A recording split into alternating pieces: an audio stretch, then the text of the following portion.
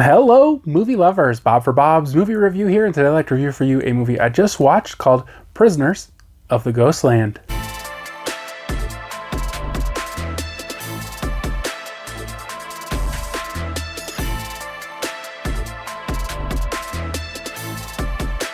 RLJE Films did provide me with a streaming link to review this one for you guys. It will be available in theaters on VOD and digital September 17th, 2021. Now this one stars Nicolas Cage, so right away I was excited for a Nicolas Cage movie. Whether they're good or bad, you know, you're always excited for them. It does have a 1 hour and 43 minute runtime, and it is not rated. It is an action horror thriller, and as I said, it does star Nicolas Cage. Now this movie is a little hard to describe, I would say. It's very crazy, very odd, peculiar movie, and I would say like the best way to describe it is like if something is like poorly translated from another language, it's almost what the movie feels like. So at the beginning of the movie, we see Nicolas Cage and another man robbing a bank, but everything in the bank seems weird. It's like super bright lights, like everybody's wearing like solid colors, and there's this kid who's getting this candy or something. Everything just seems really weird. And then we jump to the scene of these women escaping some building or something.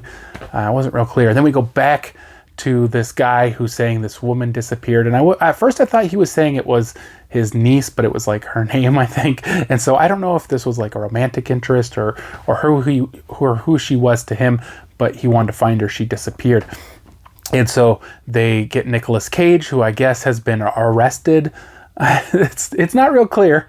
They are definitely detaining him, but I'm not sure if there's police or it's just people or a gang, or it's real hard to say. And they basically go on about how he's the only one that can find her, and so they're gonna let him go find her. And they put this suit on him, and there's like bombs on the wrist, bombs down below, bombs around the neck, and there's like all these rules, and if he breaks them, the bombs will go off. And so they tell him he has 3 days to find her. And there's like this little box on the sleeve or something. And they say you have 3 days. She has to say her name into the box and it knows her voice or something. And then they'll have 2 days to bring her back. And so like this is the most bizarre part of the whole movie. They give him a car. He starts driving in the car. He kind of, I can't remember if he slams on the brakes or does like a power slide, gets out of the car, sees a bicycle, gets on the bicycle, starts riding the bicycle. And I'm like, what is going on? What is happening in this movie? And so he's like riding his bike or the bike, whatever. And this guy ends up bringing him the car up the road, and he gets off the bike and he's like, yeah, it's a long trip, huh? And then he gets in the car and drives away. And I'm like, what is going on? So he kind of drives around looking for her, and he ends up, I guess, in the Ghostland. And there's all these more bizarre things there. These guys who had been exposed to radiation or I can't remember, it was something about radiation. And this other weird guy, he was making like people with mannequin skin on them or it's so hard to follow.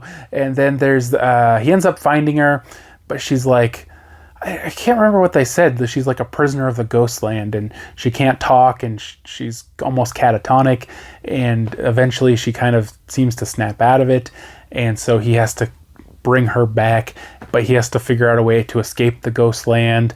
And there's just all these really weird, almost incoherent, nonsensical things that happen. And if there's a point to this story, or there's some kind of deeper meaning, it was definitely lost on me.